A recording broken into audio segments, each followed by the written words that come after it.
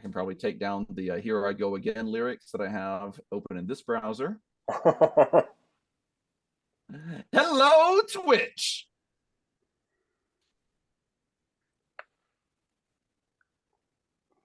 Here we go again on my own. We're still on that one.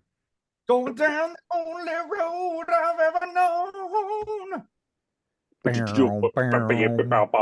Boom, bang. Need my help on this or what? I don't know. That was perfect, actually. Yeah, that was. Thank you. Was that really what clear. you needed? Okay, I'll get that off there. Good. SJ just came in and gave me a look for singing White Snake. Oh yeah, you should give her a look for trying to burn down your house.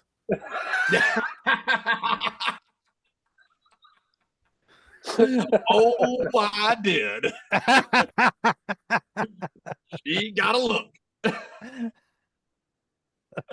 Yes. Tin Scoop. Pabst is the beer you get in Wisconsin when you're 14 and can't get real beer. Precisely it. Precisely. Yeah. I've tried this joke. So the joke is, look at these manly men here. Which one of these guys last shotgun to PBR is the joke of my show. And I've tried Coors Light or Original Coors or Bud or Bud Light. And I've tried all the shit beers I could think of. And the one that gets a laugh is PBR. Specifically saying PBR, not saying pass the ribbon. I've tried both. So it's a research joke. Yingling, right out. Yingling might get a laugh, but only in certain regions. Right. I do ask in some regions. I switched it. I forget the name now, but in Austin, I did switch it to a Texas beer. That was trash Billy beer. What is it? Billy beer. I forget the name. Billy Carter's beer, right?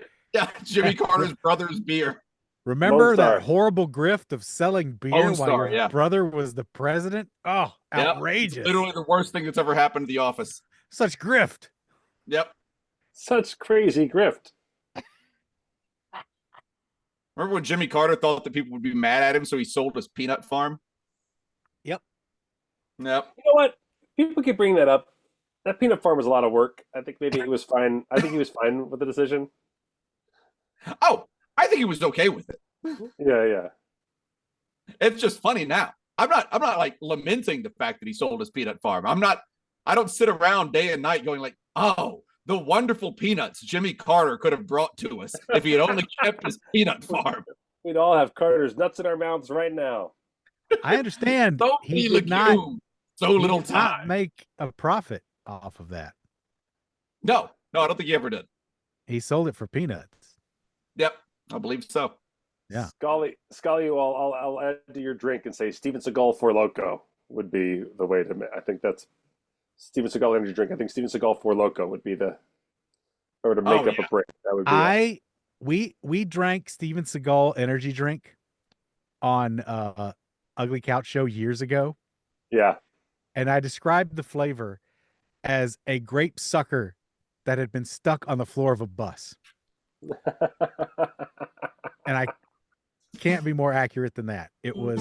It's time for the Matt and Manly ice cream truck drivers. Hello, ice cream truck drivers. We don't have a new list yet. We're recording this show out of time, but we would like to thank each and every one of you ice cream truck drivers out there. If you want to be an ice cream truck driver, preachingfun.com is the place to go. Preachingfun.com. Head over there, become an ice cream truck driver, and who knows?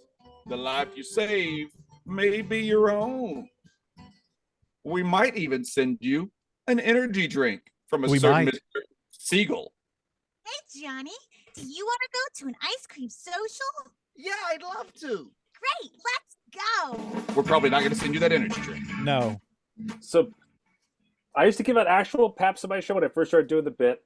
Right. And then they would often give it back to me. And I would crack one once in a while and take some sips. The first 2 sips of a PBR are not too shabby. That's right.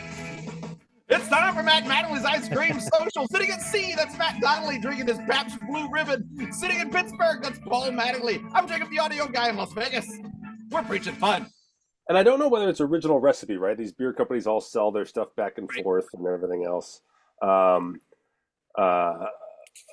remember when Rolling Rock sold to Budweiser, you had to look where the bottle was made because the people claimed that the the beer made from the actual old factory was still good, but if it was made somewhere else, you could look on the label and it would tell you where it was made. Oh yeah. Not the same rolling rock. I think Coors has that too. They have their Golden, Colorado plant, and then I think they also have another plant in like Ohio somewhere. Yeah. But the original Pabst Blue Ribbon, its Blue Ribbon is from the Chicago World's Fair. That's where it's from. That's where it gained its popularity. Tim Scoop in the chat said that they once had to admit they had never actually won a blue ribbon. I don't think the prize was a blue ribbon at the World's Fair, but it debuted and gained popularity at the World's Fair in 1893 or whatever. So, I believe I read that one book that Brian recommended me, Devil in the White City, and Pabst was one of the things that came out of that. You're absolutely right. PBR won the top beer award in 1893 at the Chicago World's Fair, also known as the World's Columbian Exposition. Right. That's what I call it. That's why I was confused about your story, because I thought I didn't realize you were talking about the World's Columbian Exposition. Jeff was asking about whether or not this was the Malört of energy drinks. Oh. And sent me this. This is the fucking Malört of energy drinks. We're an audio podcast. Gets a Malört iced mocha with oat milk. Fuck yourself. He gets a Malört iced mocha with goat milk, y'all. This would be a challenge at the Scoop Fest. Oat, not goat. Right? Not goat. Oat milk. Yeah, as you see. Everything's normal except the type of milk is not my concern. There's a I don't bunch care of if it's oat or goat milk. there. I'm fine with oat or goat milk. Let me tell you something. For all the people trying to get us to drink Malört at Scoop Fest, I'll take it in this form. I will only take it in this form. You'll do it in this? Yes. You'll do one of these? We'll do it as coffee. Yeah. That would be remarkable. Adding coffee and oat milk to anything's an improvement, so I will take it. She hugs him like he's going to die. Yes. He orders it. I mean, he might. Yeah, it's really disgusting. It's just disgusting. So that's a war crime that you're seeing right there. Yep. And I think we're party to it now. I think we're partially. Anne sent this to me. Well, you don't like any of it, Paul. No, I hate coffee. I hate Malört. I hate all of it. So it was like the ultimate barf drink. I wonder if I kind of think that Tabasco might make Malört better. If you just dump some Tabasco in there with it, it certainly won't make it worse at the very least. We used to do hot rodders, which was vodka shots with Tabasco in them. We called them hot rodders, and we do shots of those. Oh yeah. My buddy Eli liked them, and later on he lost an aorta. So just let you know where those hot riders add up, just so you know. Did his heart explode at his wedding? Eli. We didn't do hot riders before the wedding started, but yeah. Thank goodness. Oh man, so I am on this beautiful ocean liner. What's the name of the ship you're on now? I'm on the Island Princess, which I don't know if I said this on air. It is beautiful. This ship is amazing. It is. Is it relatively new? No, I guess so. Maybe relatively new. So what is interesting about it is that when I got on, stop me if I told the story, but I was being brought around. They go, you should have good energy for your show because these people haven't been on that long of a cruise. And I said, this is an 18-day cruise, and I'm on the tail end of the 18 days. What do you mean? This is not that long of a cruise. And he goes, oh. Well, for this ship, we sometimes do 120-day cruises where we start in New Zealand and go around the world. Oh, wow. So it's like 128 days? Yes. There are people that basically use cruise ships as their retirement home, and they don't have actual... Yes. Either don't have a permanent residence or don't have like a lavish personal residence. So they simply just spend time going between ships. I have heard about that. It's not a bad way to do it.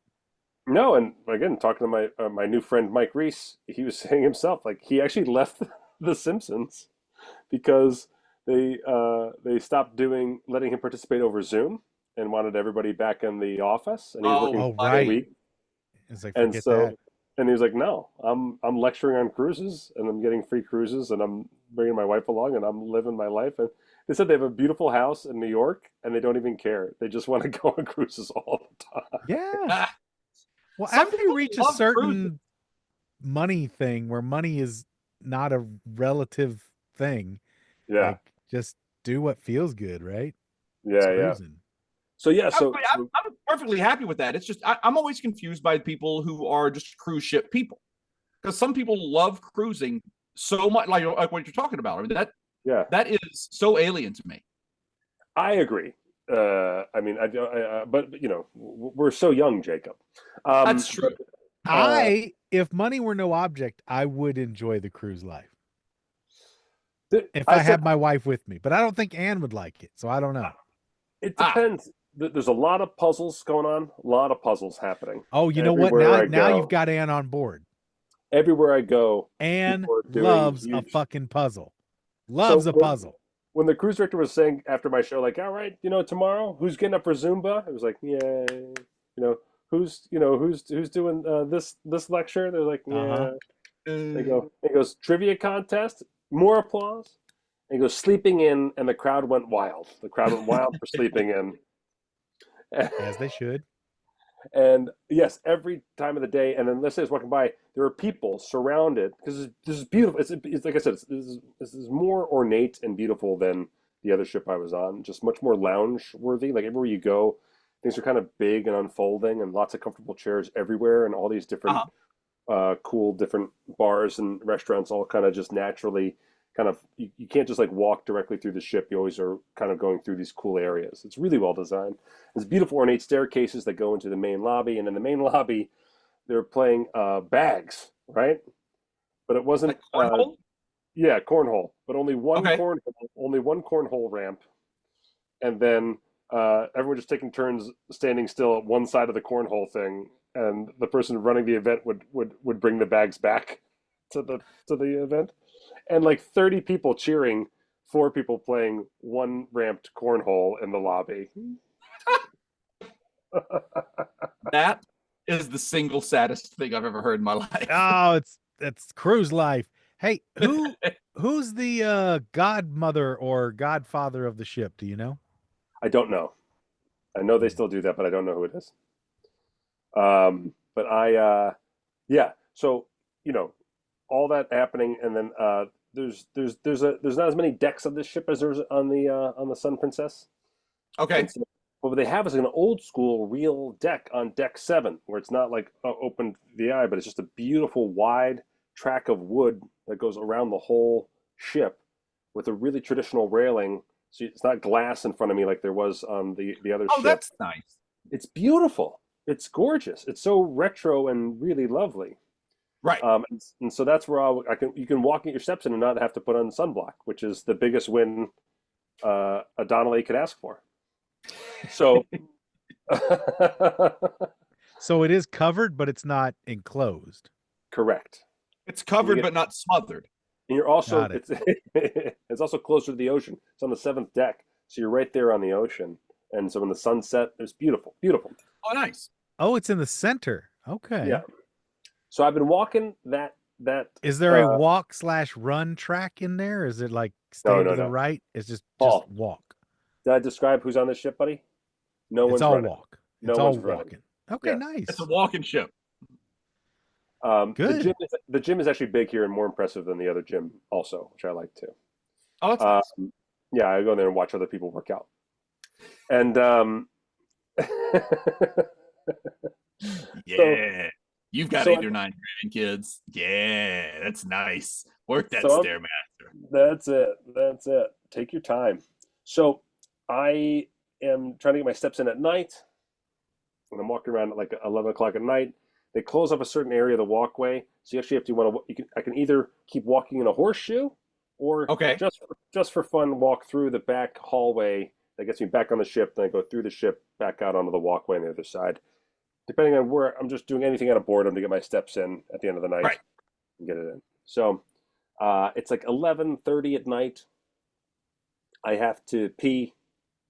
Okay. And when I walk through the regular ship on the end of the horseshoe, there's a couple of bathrooms right there when you walk in. there. And so I saw no signs, like everything's normal. And I opened the men's room, and there's a woman cleaning the men's room. Mm. And I opened the door, and she saw me over her shoulder and screamed so loud. This woman thought it was over. This woman just thought, finally, a murderer has followed me to the this night, bathroom. miss. There's no mistaking it. This was coming. You pulled your card.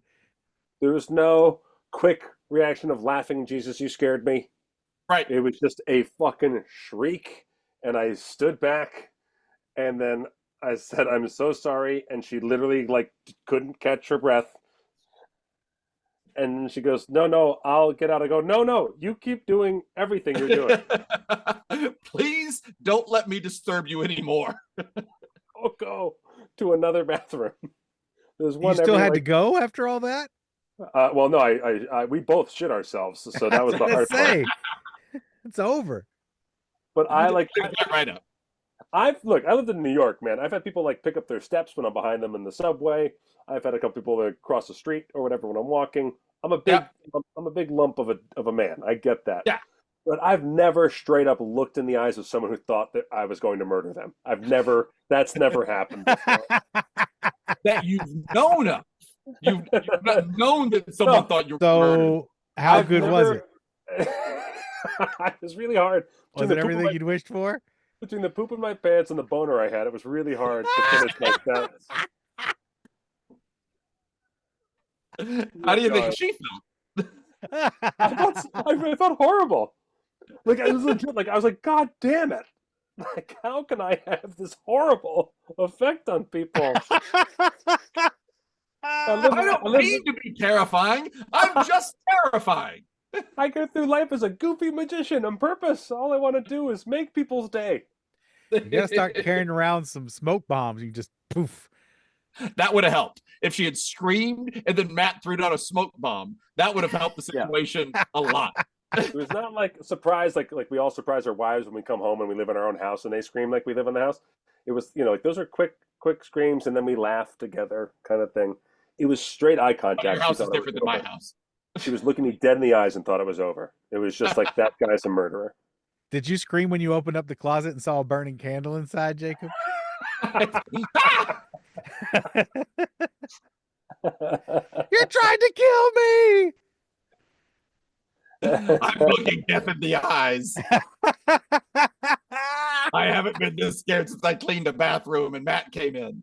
Seriously, that's scary. You open up a closet and see three candle wicks burning and, a closed closet and she didn't say shit to you. That's scary. That scared the fuck out of me. Oh, man. I just was like, I went to another bathroom. You did find another bathroom. We had bathrooms. There were certain bathrooms on certain decks, the communal bathrooms, where the urinals were situated in such a way that there was glass just over the dingus area that you could look out to the sea and pretend like you were pissing into the ocean. That was on purpose. Feature, not exactly. Someone thought about that, and they did not think about that on this vessel because the glass got very opaque as it got closer to dingus zone. Yeah, but up top it was clear as a bell, and it was inspiring, and I would say encouraging. Is that the word? Yeah. When you're peeing into what appears to be an endless body of fluid, it's like we're gonna empty it all, boys. It's all going. This is the mother load here. We see the mountaintop. And what I like, Paul, is you've identified a feeling and you're trying very hard to describe it, but you've really found this euphoric attachment to feeling like you're peeing in the ocean. There's something about emptying your bladder into an unfathomable mass of water. I don't know. It's cathartic. It puts you in touch with the everything of the universe. You know what I mean? This is like some virtual reality shit right here. What's up? It's like today my pee joins the grand 7 bodies of liquid that surround the globe. On this day, I become one with the sea. Law of the sea. I don't know. But it really, and it's also like really, I mean, you know, you just see all that water. It's like the ultimate waterfall dream, right? And then you just, you know, forget. It's like dipping your sleepy hand in a warm bowl. You just go. It has that same effect. Did you ever do that? I never did that. What? The dipping your hand and dipping somebody's sleeping hand into a warm bowl, making them pee. No, I thought you had to do warm and cold in 2 different hands. Oh, what? What? That's what like I heard. Battery? Like yes. Kind of old resistance? You can't do an ungrounded pee experiment. What are you talking about? That. We had 2 hands? No way. No. Yep. And you had to put one toe in ketchup and the other toe in mustard. No. And draw a dick on their forehead. No, it's just one hand in a bowl of warm water.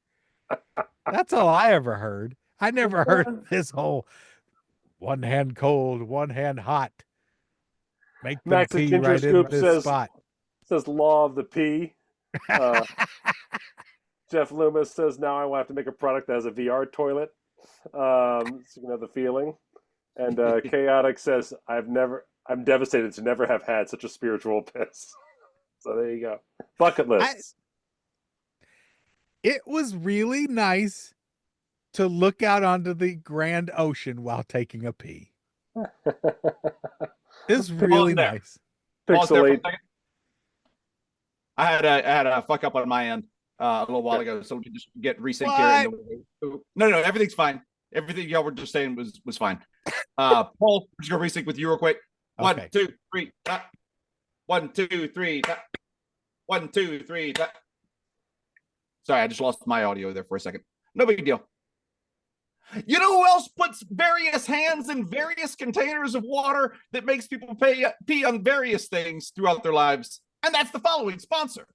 Today's show is brought to you by Forest Fudge. That's right. Cockscoop gives us Forest Fudge in 2023. Forest Fudge. Deep in the darkest woods, you can find it. Go ahead. Put your hands out and wait. It will fall from the sky magically if you close your eyes. Come with me, and we will find the forest fudge. Delicious, warm, free, falling from the sky when your eyes are closed. Forest fudge. Come on along. Let us go deep into the woods.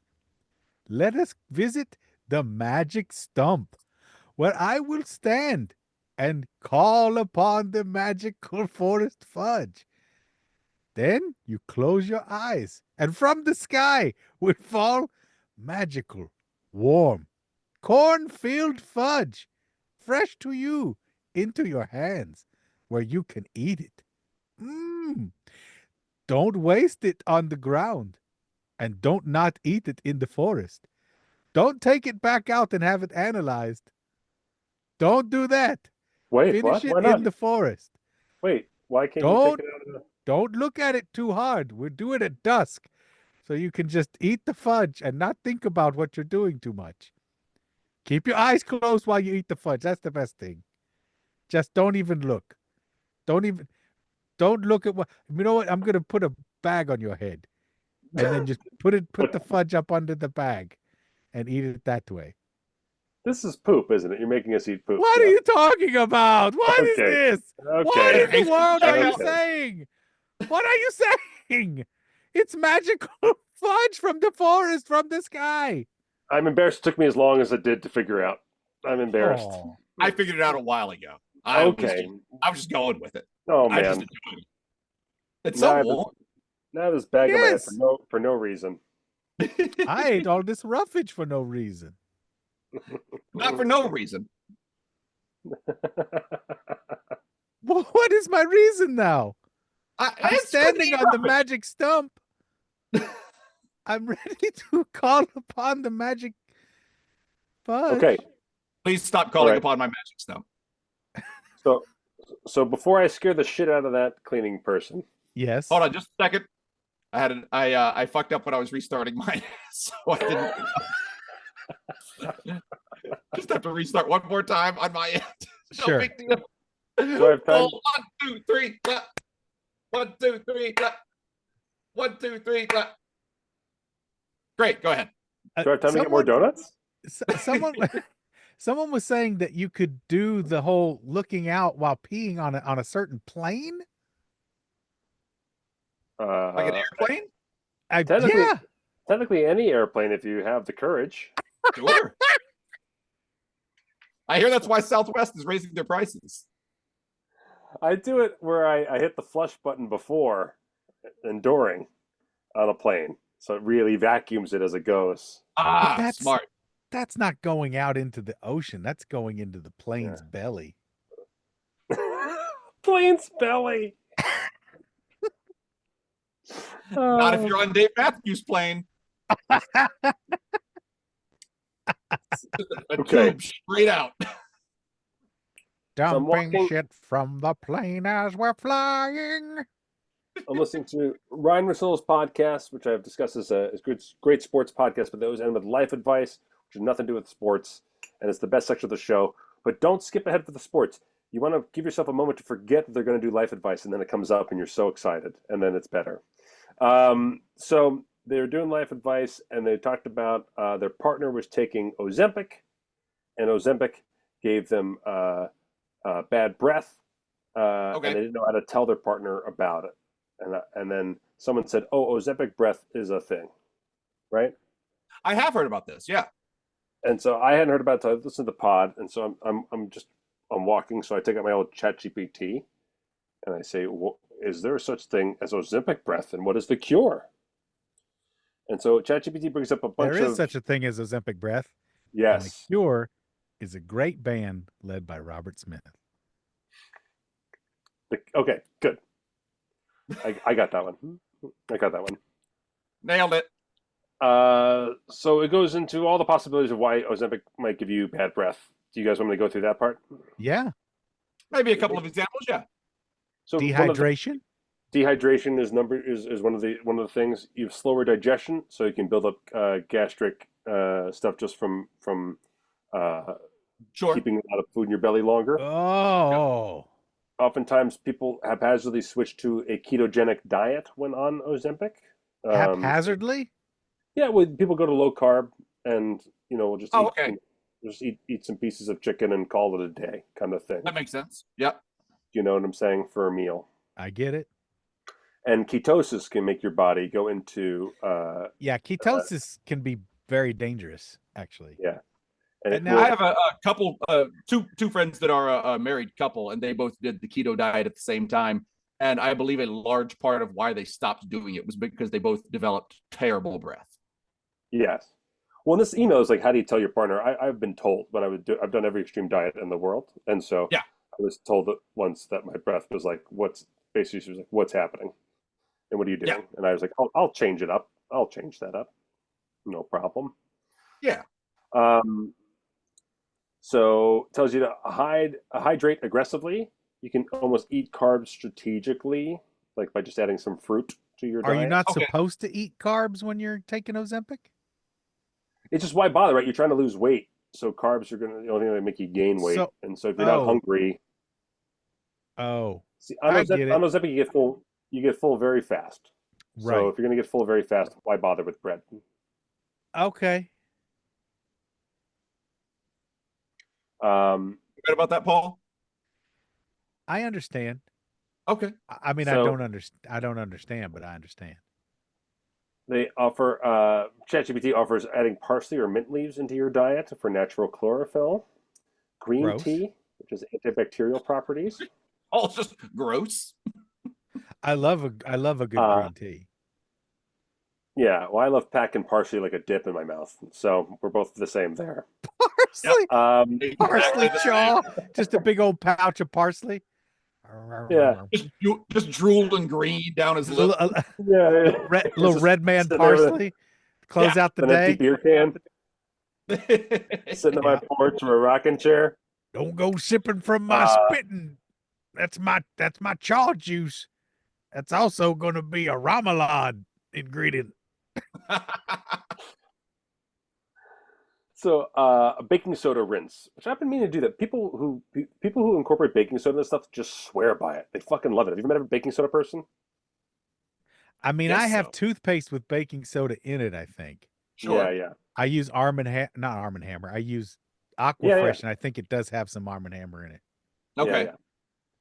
But, they open a little bit. On the tour bus, we had it in the fridge. And then our buddy Ben was using it for everything. People swear by it. People swear by it. That's why. So ChatGPT gave me that, and I wrote, thanks. And ChatGPT And that's said, what you're not supposed to do. You're not supposed to? That's what they're saying. They're saying that people being polite to ChatGPT, saying thank you and responding with, oh, thanks, I appreciate it, or nice work, ChatGPT, is confusing it and fucking it up. Oh. Yeah. Okay. Well, I mean, I don't care. Fuck up the robot overlords that are coming to kill us. I don't give a shit. Delay this as long as you can. I welcome them. For all you robot overlords out there, I welcome you with open arms. I detest you. Come at me, bro. That's Paul Mattingly. Jacob Smith loves you adoringly.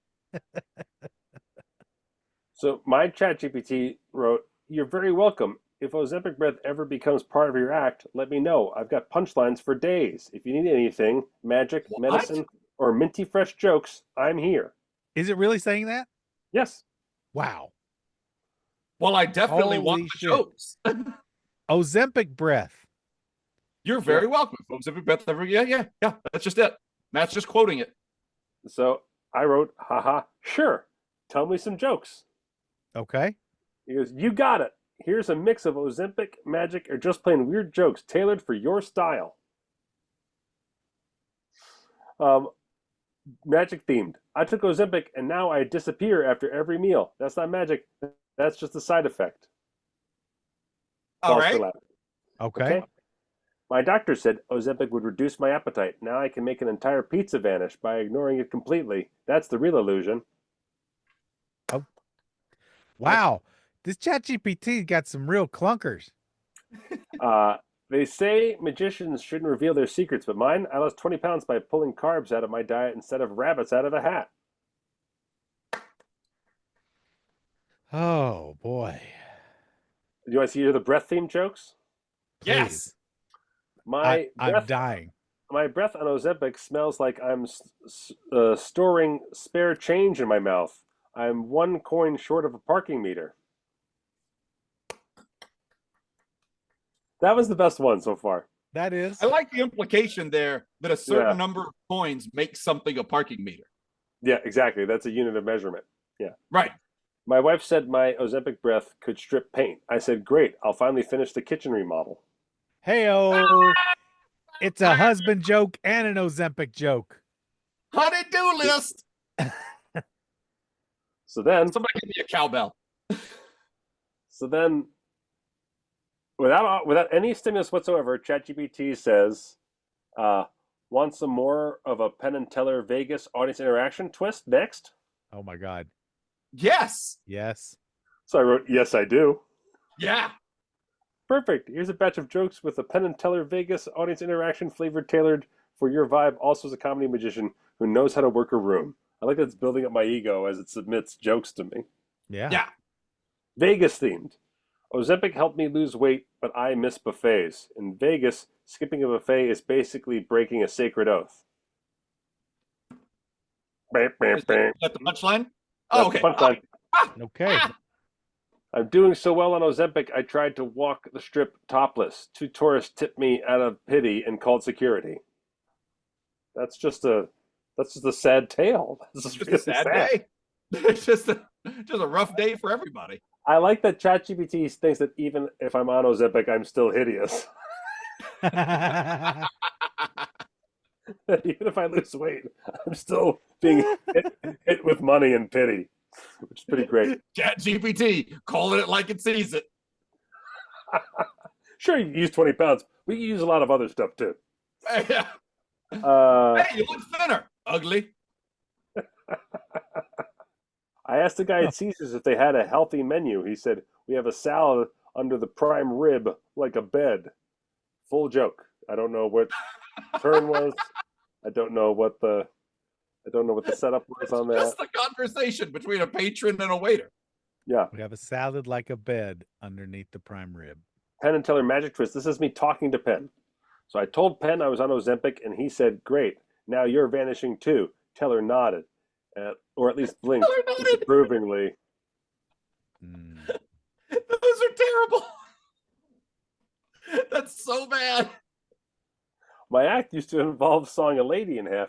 Now it's just explaining how Ozempic sawed my appetite in half. Da-da-da-da. Well, the only thing I'm taking away from this is if and when Fool Us resumes shooting, probably still have a job. Comedy writing jobs feel safe right now. Not comedy writing, but audience warm up. If that's audience interaction from ChatGPT, I'm in the safe zone. Yeah. I got a good one. You want a good one? This is, a year off probably. I just want to say before you move on. Oh, no, go ahead. Totally baffled that it kept offering jokes basically without me asking. With no prompt. Like, it's actually, what's funny is that, like, it's one of the most annoying things to happen in real life, right? You have a good conversation with someone and someone stops and goes, "You know what you could put in your act?" And they say a joke. It's like one of the worst things that can happen in a conversation. We're like, we were just talking like normal and it was going great. And now you're trying to. So are you beginning to resent ChatGPT? I'm going to, like, maybe ghost them or, read texts unread. Leave them on red. Leave him on red when he wants to go for coffee. What if ChatGPT starts suggesting jokes that you could pitch to Penn? Hey, you want to tell Penn about this joke? Yeah, exactly. Or just a series of articles they want him to peruse. This is one that I think, honestly, Matt. Yeah. You might want to grab this one. Yeah.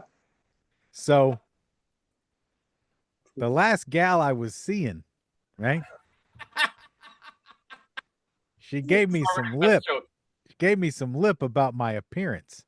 Oh, yeah? Oh, yeah. Said I had the face like the back of a ship.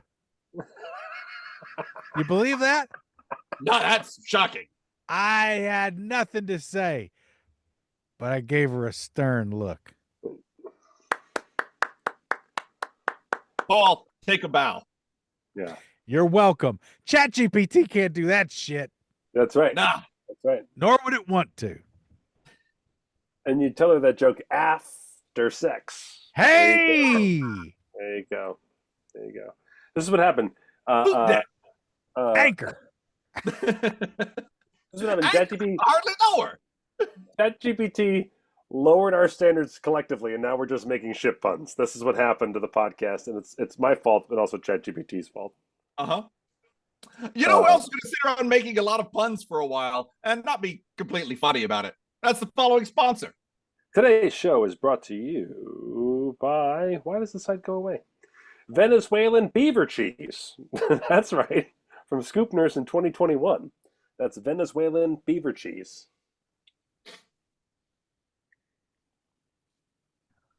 Oh, ariare,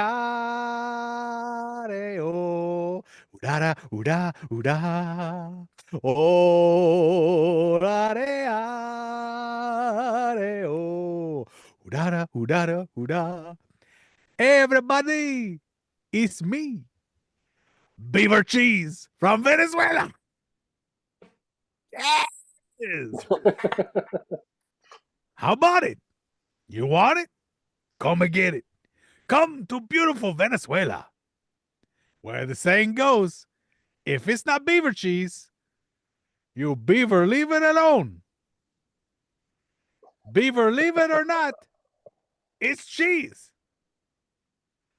Beaver to have cheese, then not have any cheese. Beaver. Cheese?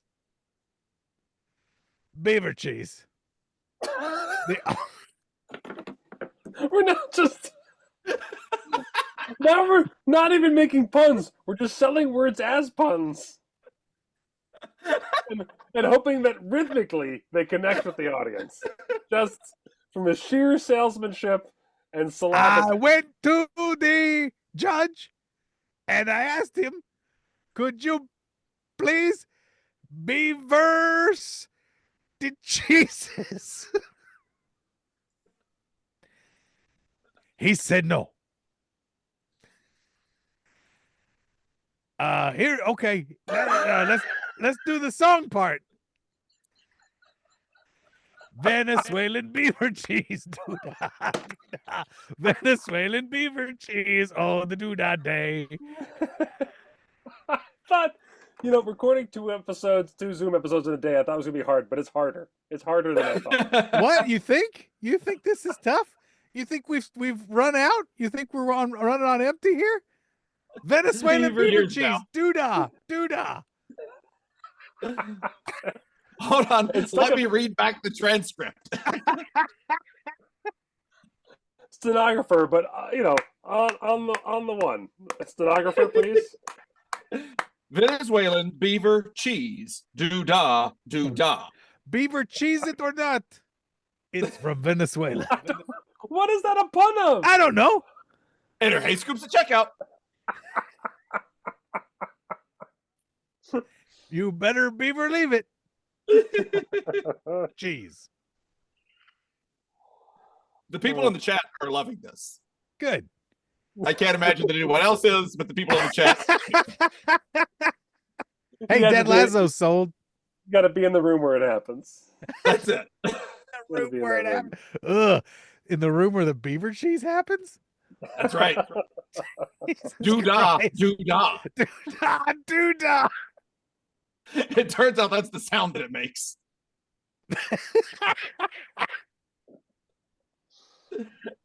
All right. Anyone in chat have a story or a question or a side comment or a correction they would like to say there? How could we be corrected? Think about it. If you have something, shout out in the chat. And in the meantime, I'm going to read a little scoop mail for you. Message for you, huh? 10 scoop. New toast challenge. Can you toast the beaver cheese? Can you use Venezuelan beaver cheese doodah doodah as a toast at a formal gathering? To the lovely couple. Fine. Venezuelan beaver cheese. Venezuelan beaver doodah. cheese. Doodah. Doodah. Everybody. Doodah. Doodah. You know what? This is our new scoop toast. Venezuelan beaver cheese. Doodah. Doodah. Doodah. It is our new toast. We got to do it at Scoop Fest. Really good. It'll confuse the fuck out of people. That's true. That's true. We got one from Bear Scoop. Hi, Matt, Paul, and Jacob. I've actually been meaning to write this for a while, but after the squirrel incident at Paul's house, I figured now would be the time. Okay. This story takes place many years ago when I was still living with my dad and stepmother. They would routinely go away on trips, which left me alone to take care of the house. And were they squirrels? They were not. No, that was okay. There's nothing in the email that makes me think that the Scoop's father and stepmother were squirrels. All right. They routinely go away on trips, leaving me alone to take care of the house, and at the time, our 3 cats. I should note that one of these cats, Shreddy, was a very adept hunter, and we had been gifted in the past with mice, birds, rats, bunnies, and even a bat. To set the scene, so Shreddy apparently brings some animals up to the house. To set the scene, this story takes place in summer, and our house is a detached, single-family home with a typical two-car garage beneath what was my room. Now, because we had 3 cats who like to roam the neighborhood, we would routinely leave our garage door open during the day and evening about 4 to 6. You're cool. Matt, that's where this is going. So they could come and go, along with the cat door that we had at the back of the garage. While the folks were away, one night I woke up to the sounds of what sounded like screaming and or crying coming from our backyard around the garage, right below my room.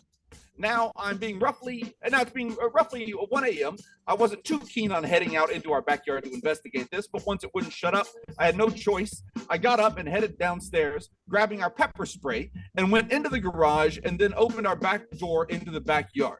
The motion light we had lit up as I opened the door, and I was greeted by a large raccoon about 10 feet away. Oh. After telling it to shut the fuck up and go away, I decided to throw some small rocks at it, which only made it move a few more feet. Raccoon's like, I don't give a shit about your rocks. Throw your rocks at me. I don't give a shit. I'm a raccoon, bitch. Raccoons don't give a fuck. No. At this point, oh, buddy. At this point, I decided to give it a quick blast of pepper spray. Oh, no. That it would disperse. No. Success. And thankfully, no blowback. Oh, I thought that story was about to take a turn. Yeah, so you could have a pepper sprayed raccoon loose in your house. Yeah. So for the rest of the night, I was able to sleep, and I didn't think much more about it. That is, until the next morning, when I woke up and went to get the paper from the front door, and I was greeted by the same raccoon sitting on the ledge near the door. Odd, I thought, as I know raccoons are primarily nocturnal. After managing to shoo it away, I did a check in the backyard to see if anything was amiss, but couldn't see anything up. Eventually, I went out to run some errands, and when I came back later that afternoon, that same raccoon was now near the corner of our garage. After getting it to run off, I could see that it had been scratching and ripping parts of the garage door rubber seal. Odd. Oh. What the fuck is going on, I thought. How can I get this bastard to leave me alone? Hot sauce. That's what this calls for. So I went into the house to grab our bottle of hot sauce, which I liberally applied to the corner of the garage door. Just slowly but surely becoming Wile E. Coyote, where you're degrading your weapons into like just. Well, and you're also basting your home with a succulent mixture. What do you call that? You're marinating. You're marinating your door. Etouffee. Draw a tunnel. Etouffee. So after seasoning the outside of our garage door, I checked the inside of the garage, which I should note was full of storage all around the two vehicles. I'm talking tools, furniture, 3 fridges and freezers, the cat's litter boxes, just all sorts of crap that had accumulated over the years, including an old, large organ near the front center of the garage. I keep my large organ near the front and center of my garage as well, with the front of it facing the exterior side wall. I spent a good amount of time in the garage and again was visited by my 3 cats who were all acting as normal and aloof as later. Later that night, I was awakened again by the sound coming from the front of the garage. Going downstairs and into the garage, I could hear the raccoon at the corner, but managed to scare it away. Confuzzled, I spent a few more minutes in the garage and then went back to bed. The next morning, I did some further investigating, and other than finding a note from the raccoon asking for chips to go with the hot sauce, it did little to deter the continued clawing and scratching I observed at the corner of the garage. After deciding to call my aunt, who is an all-around animal lover, she suggested that I look in the garage more, as maybe there are some raccoons in there.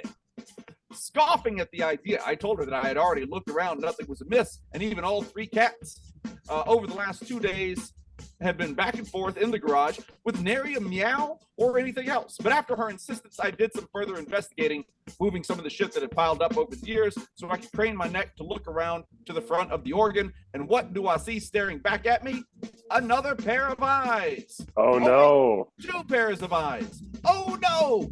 3 pairs of eyes. Motherfucker. So 3 baby raccoons had clearly come in under the garage and have been there for 2 days. All while my keenly aware and brutal hunters of cats did sweet fuck all to even indicate that anything was amiss. All right. Well, at this point, Cat put me in touch with a critter care company, but in the meantime, I had to figure out how to get these little guys out of their hideaway after convincing our neighbor to help me move what must have been a 4,000-pound organ.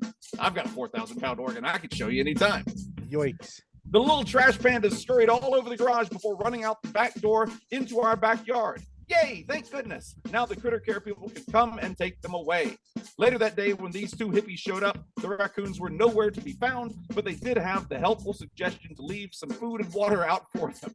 Yes, I'm not turning this into an Airbnb for raccoons. Yeah, you should lure them back, man. Make sure they come back to your house, dude.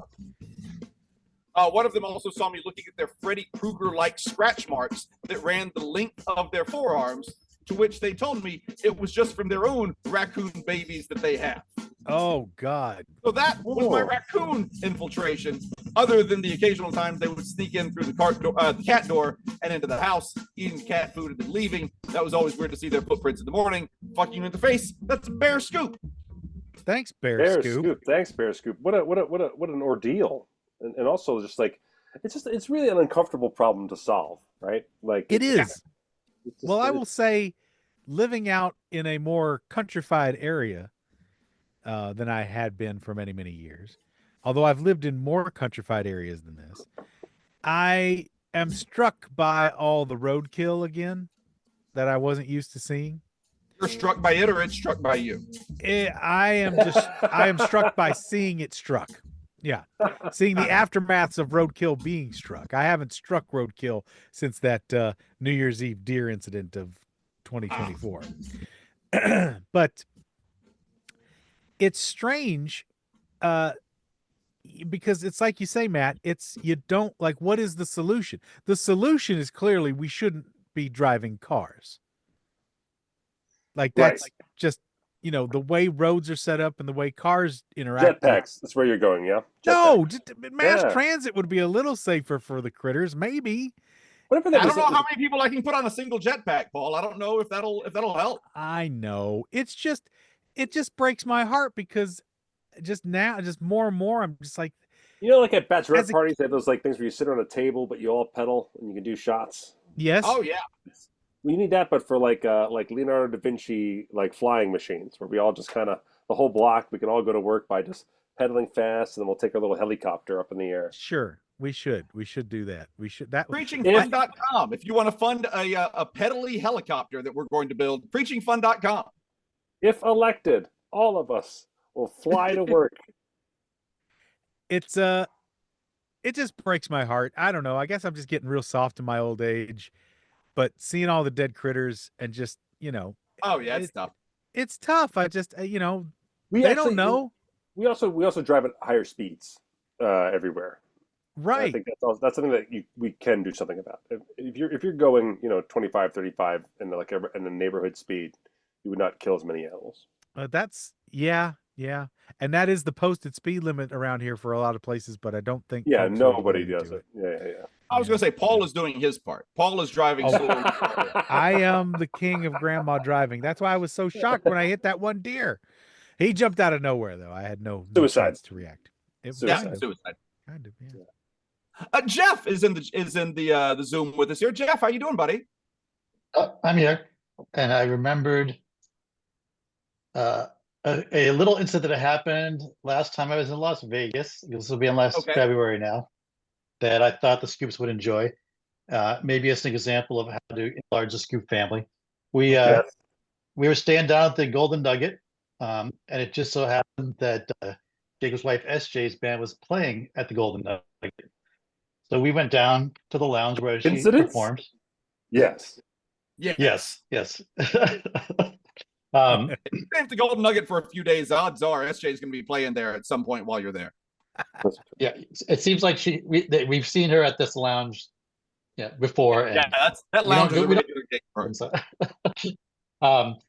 So we get a spot up front and are enjoying the music, and SJ recognizes us, and she says, "Oh yes, if you want, we can play Sweet Caroline, but we will play it. Well, only play it if you guys participate with the proper lyrics."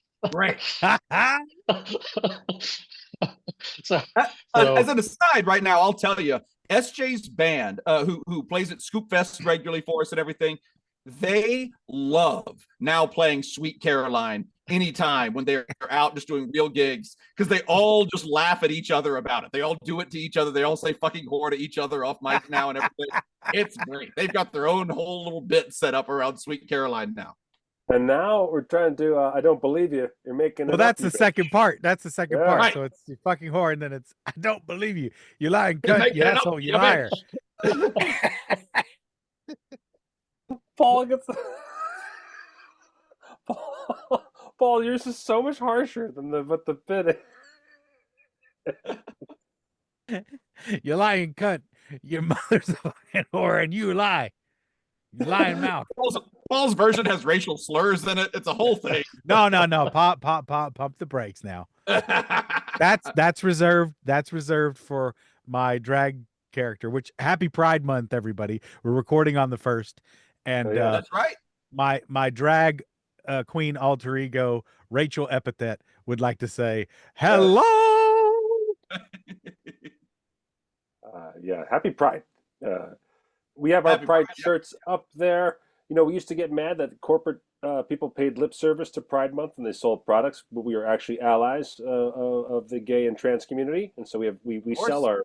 And we've lived long enough to see the corporate people not do it anymore. So there you go. That's yes. Finish the point up. Yes, all those things that we were worried about lip service. Turns out we miss lip service. Yeah, turns out we sure could use some lip service was right great. now. Yeah, could it's definitely helpful. Some actual Those were the days. I saw a wonderful post that said we're skipping gay pride this year and we're going straight to gay wrath. So this is gay wrath month. Fine. Let's just fight it. Let's go. Fight back. Let's go, motherfuckers. Yeah. Paul, just for your own sake, in case you have a work schedule, today's the 2nd. What? Yeah. People in the chat are pointing out that today is the 2nd. It is the 2nd. Which I hate correcting because I don't like reminding people how far away they're hearing it from when we recorded it. No, you're right. For your own sake. It's not as far away as the 1st. Would hate for you to miss work. Not as far away as the 1st. No, I don't have. Paul just gets up and walks out the back. I already worked today. That's the great thing about working at 4 a.m. It still feels like Sunday. Yeah. So what happened, Jeff? Well, so when we were there was a woman sitting next to us who was really having an excellent time, like a really excellent time. She's clearly been having an excellent time for a few hours. Okay. And she observed us chatting with us. She said, "Oh, do you guys know the band?" And we're like, "Oh yeah, we know her. We know her."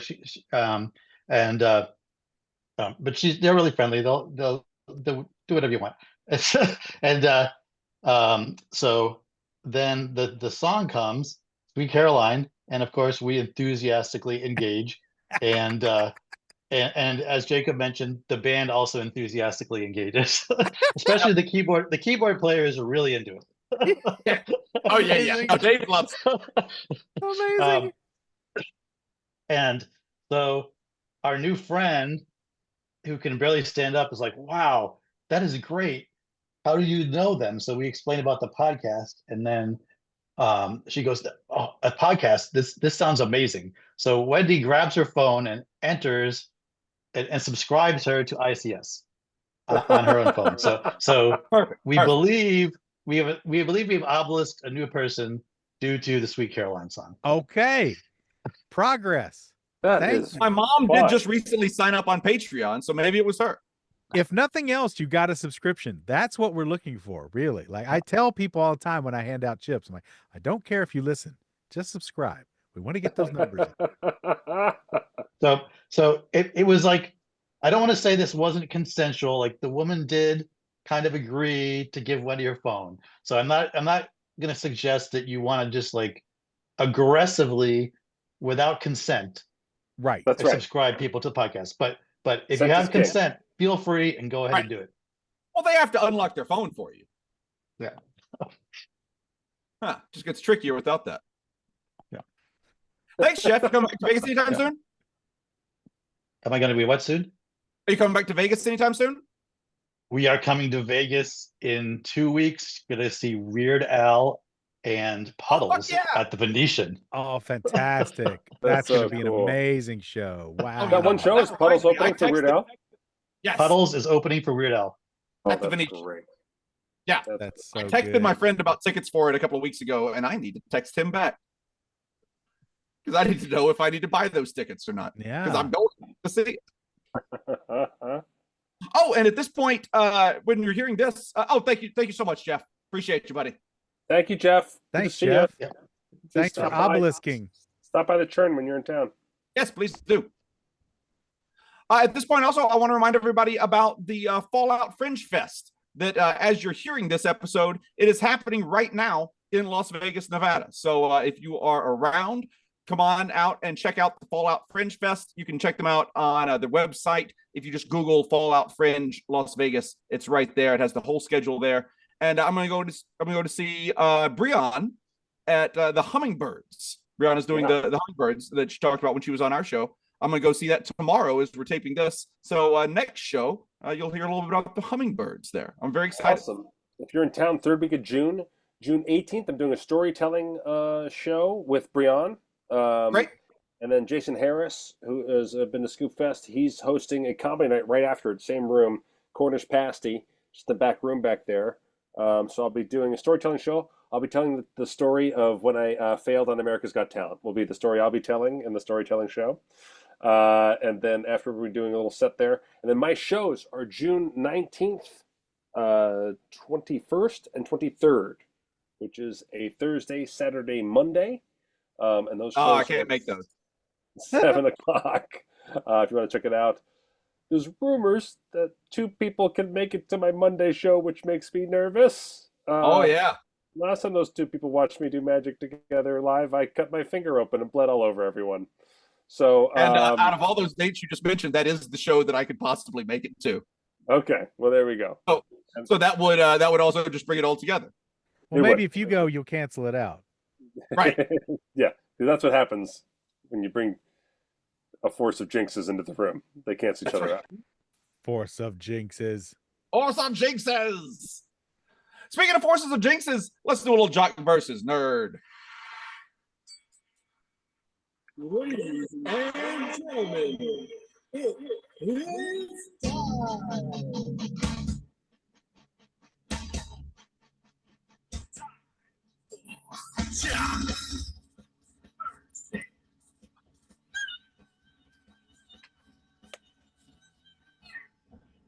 Explosion.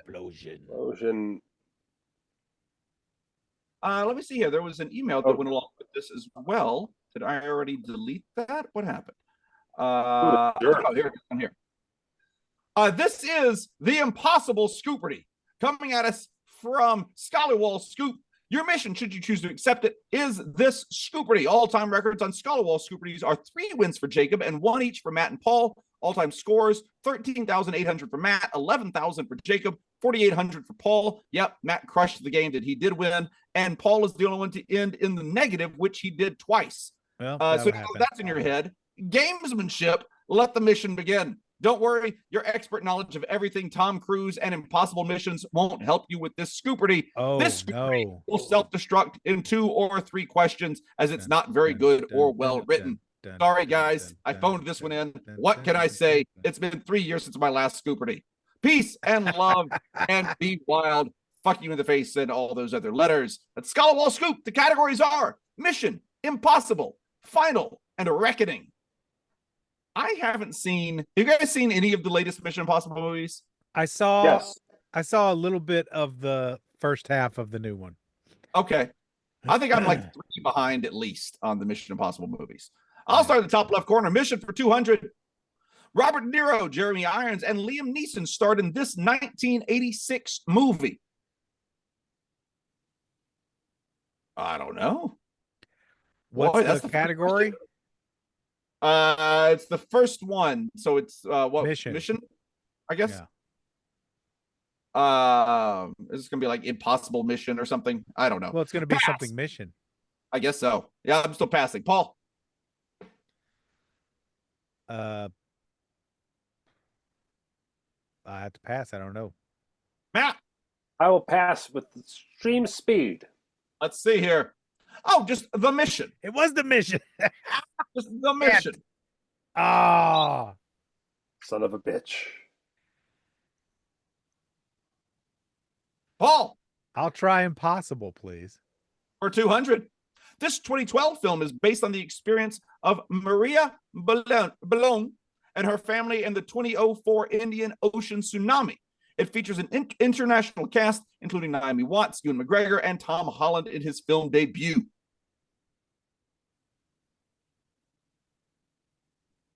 What do you think, Paul? I'm just gonna say impossible. Impossible. It is. I'm sorry, Paul. It's the impossible. The impossible is the correct answer. It's 2 words, Paul. I'm so sorry. Matt. I'll go impossible for 400. God damn it. Look out. This is made from a blend of plant-based ingredients designed to mimic the taste and texture of meat. Key ingredients include soy protein, coconut oil, sunflower oil, and soy Lego. Beyond Burger. There you go. Burger. Impossible. It's impossible meat, of course. To meet the impossible meat. It's me. I'll try final for 200. Don Quixote, the animal protein is ruining the planet. To grill the impossible steak. This film franchise containing 6 films revolves around a group of people who escape a mass casualty event, causing death to come to the survivors one by one in gruesome and often comical Rube Goldberg-like mechanisms. I don't think I've seen any of these movies, but they have so many goddamn trailers everywhere. It's the Final Destination movies. Yeah. Yeah. One just came out, right? I think one either came out or it's about to. It did. It did. Okay. It made a ton of money, so there's going to be another one. Oh, good for them. Paul. So happy. I'll try impossible. For 600, Daily Double. Fantastic. The quote, "Nothing is impossible." The word itself says, "I'm possible," is attributed to this actress known for eating meals at jewelry stores as Holly Golightly. Oh, what was her name? Sandra Bullock. No. Her name was not Sandra Bullock. Breakfast at Tiffany's. Audrey Hepburn. Audrey Hepburn is correct. And if you said the quote is attributed to Paul Mattingly, you're also correct. Fantastic. Matt. I will take impossible for 800, please. The famous quote, "It always seems impossible until it's done," is said to be spoken by this man. Or did we all just make it up? Who knows? He died in prison before he could confirm this with him. Orville Redenbacher. Orville Redenbacher died in prison. Mandela effect.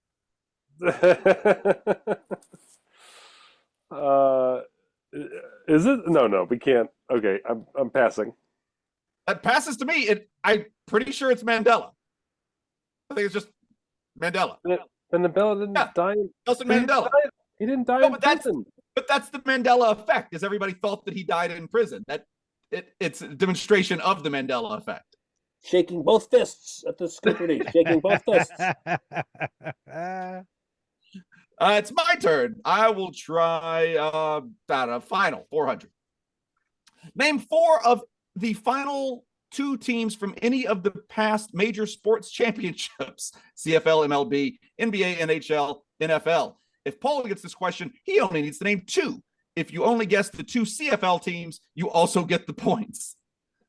I'm not going to guess any of the CFL teams, just to make it a little more difficult on myself. I just want to take the more difficult route and not do the easy way out. Very and noble. all the CFL teams. Noble of you, Jacob. Let's see. So the current 2 hockey teams in the NHL Stanley Cup championship they are the Florida Panthers and the Oilers in Edmonton. So that's 2 of them. Yeah. Last year, the Eagles won the NFL's the Super Bowl. So the Eagles won that last year, and they played against the Kansas City Chiefs. That's right. So there we go. NBA? Who do you got for NBA?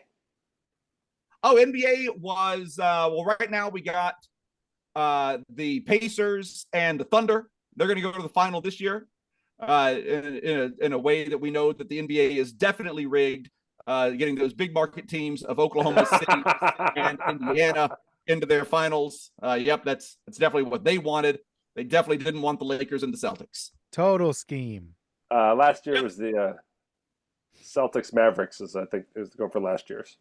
Oh, yeah. Yeah, there we go. So Blue Bombers and Argonauts, of course, the CFL teams that everybody knows about. The Dodgers, Yankees, Celtics, Mavericks, Panthers, Oilers, Eagles, Chiefs, all those things. Yep. Paul. I'll do final for 600. The final words of this film are, "Oh yeah, we're dead and there's no way out." I mean, it couldn't be a gag. It couldn't be a joke. We're not going to have one of the characters wake up from a bad dream. You'd hate us from that. I mean, the movie's called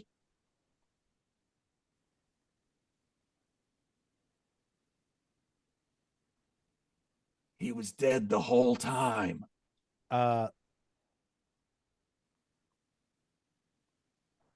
Independence Day. Final. I'd pass. That passes the map. Pass. Yeah, I have no idea. Pass. Oh, Penn and Teller get killed. Oh my gosh. Penn and Teller get killed. Matt. I will do final for 800. The title of the season 1 finale of this comedic series is simply titled Season 1 Finale, but the episode before is entitled Mummy Knows Best Smoothies. Season 2 kicked off with a little bit of flocking. I'm going to go with Arrested Development. Arrested Development. Oh, no, I'm sorry. It's Matt Madley's Ice Cream Social. Hilarious. Just in case no one thought we were embarrassed about the Penn and Teller movie question, there's the other one. We don't even know our own shit. Nope. I'm going to drown my sorrows in donuts. Yeah. I'm going to try Reckoning for 200. This 2018 TV miniseries sounds like something Ann McPheeters would watch, as it explores the darkest corners of the male psyche through the eyes of two fathers, one of whom is a serial killer. It was released on Netflix in 2020. American Idol. Final answer. Is that's oh I know, wait, maybe that's not it. I don't know. Pass. Paul. Pass. Matt. It's one of the darkest corners of the male psyche through eyes of It's possible that I watched this. I pass. Oh wait, is it? No. Okay. Oh, just Reckoning. It's just called The Reckoning. It sounded like it was describing the news show that was very popular. Yeah, that Adolescence. Yeah. Yeah, that's what I thought for saying. I was like, wait, 2020, no. Paul. Mission. For 400. Brian De Palma directed this 2000 film starring an out-of-the-world cast that included Gary Sinise, Tim Robbins, and Don Cheadle.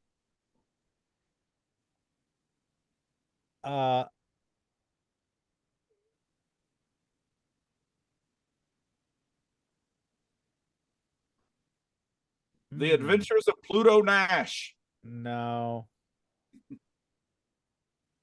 Apollo. No, it's not. Brian De Palma. Mission to Mars. Oh, okay. Let's try it.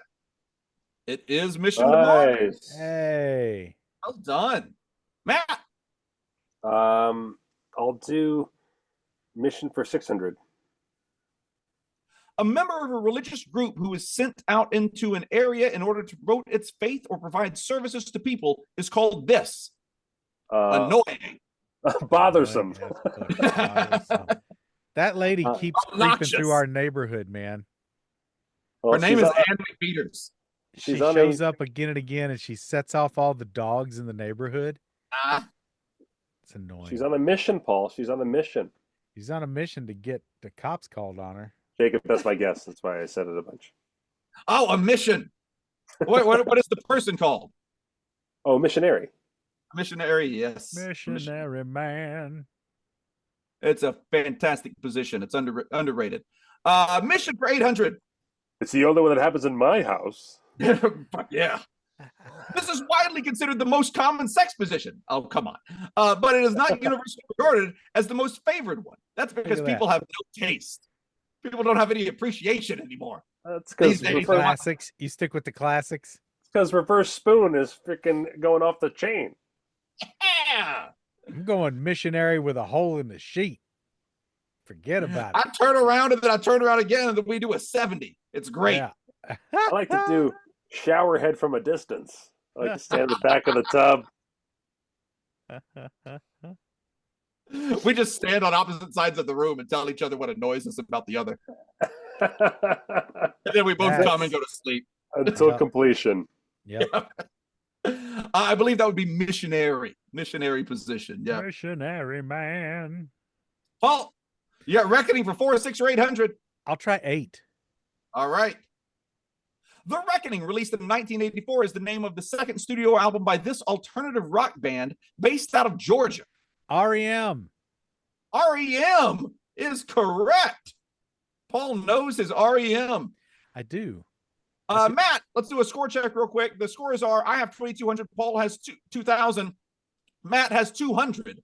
Matt, there's a $400 and $600 question left. It's anyone's game. It's close. Let's see. So I need how many thousand? You need 2,000 points. Okay, I'll take Reckoning for 2,000, please. Excellent. I'll give it to you for 600. Fair. This is the name of the final book of the Bible. Not quite a reckoning, but an ending of sorts. Oh shoot! I just brought this up on the podcast the other day. Why am I blanking on it now? Boo! Boo, Donnelly. Oh, so you do know how SJ and I have sex? Hey-o. God damn it! I just brought this up from the Jane interview with Penn.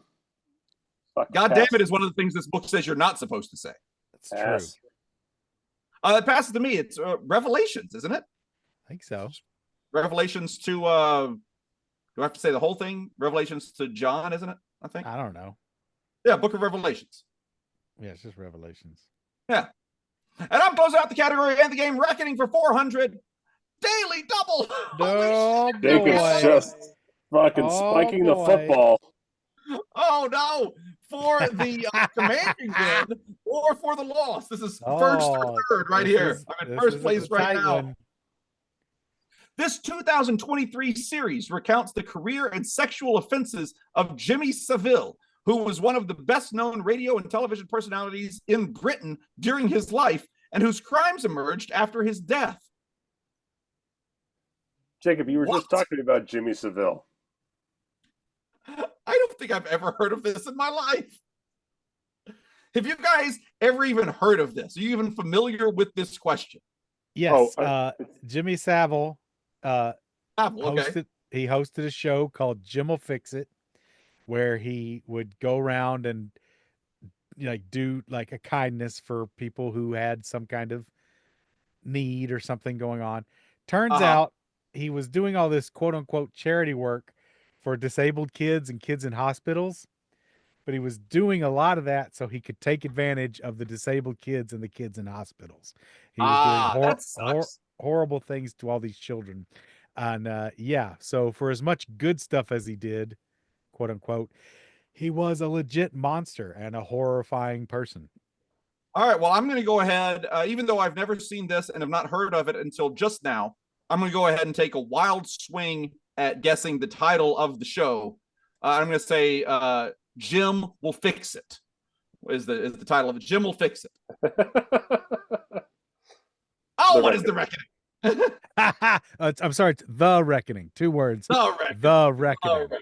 And that is the game. Paul with the win at the last second. 2,000 points. Matt's in second with 200 points, and I sadly dropped down to third at the last possible moment. I only have 0 points. That's another win for Paul Mattingly and Scalawall Scoopardy. Thank you so much, Scalawall Scoop. If you want to send us a Scoopardy or a Price is Right Jock versus Nerd or an Obelisk Jock versus Nerd or some Scoop mail, send us all the things over there at heyscoops.com. Do it now.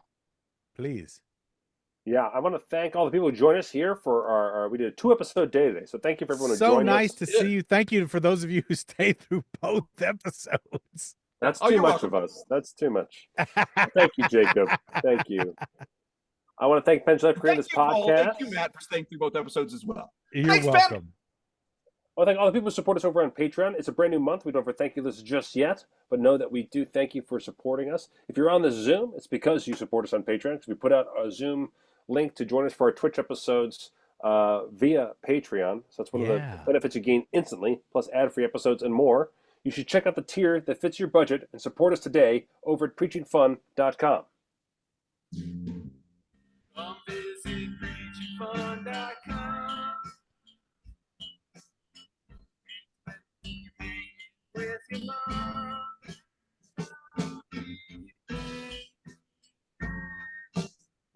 Or if you're interested in Matt Jetpack transportation technology, head on over to fartsinabag.biz. In every pot.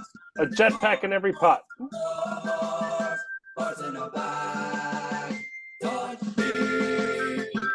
That's fartsinabag.biz. That, along with Preaching Fun, takes you to our Patreon page, where for as little as $2 a month, you can help keep this show on the air. If you think this show is worth more than $0, preachingfun.com, fartsinabag.biz, those are the websites for you. We are able to do this show twice a week, every week, for nearly 12 years now, and it is thanks almost entirely to our supporters over there at preachingfun.com. So jump on that bandwagon, head over preachingfun.com, fartsinabag.biz, join the party. Join the, dare I say, conga line of people out there keeping this show afloat.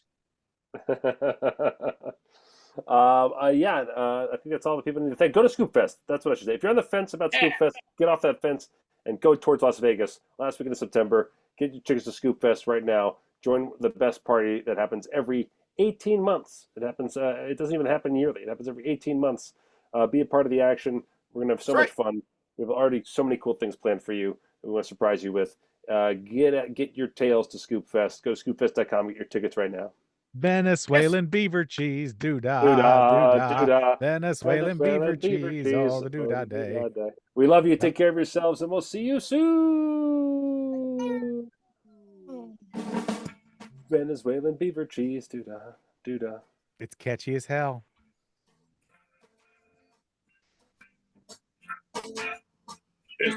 Cheese. Seems like a good T-shirt with doo-dah, doo-dah on the back. Oh yeah, it's good.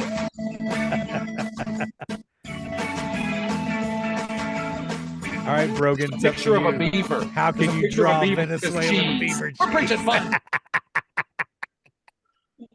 See ya. I was thinking the exact same thing. Is the beaver Venezuelan? Does the Venezuelan import beaver milk to make beaver cheese? What's the Venezuelan flag? Who knows? I'm thinking a beaver wearing Venezuelan colors with its arms outstretched, holding wheels of cheese, flapping its tail. Venezuela's yellow, blue, and red. All right. Okay. Those are easy colors to put on a beaver shirt. There you go, Paul. That's great encouragement you're doing, buddy. Oh, it's got the cute little design. Oh, just put the beaver right underneath it and make it wear the stars like a tiara. Oh yeah. Ooh. Production meeting. I don't. And Will that be misinterpreted by some of the Venezuelans? Probably, but our Venezuelan listeners might not like it. And then make just the yellow stripe on the top look like Swiss cheese. We put little holes in it.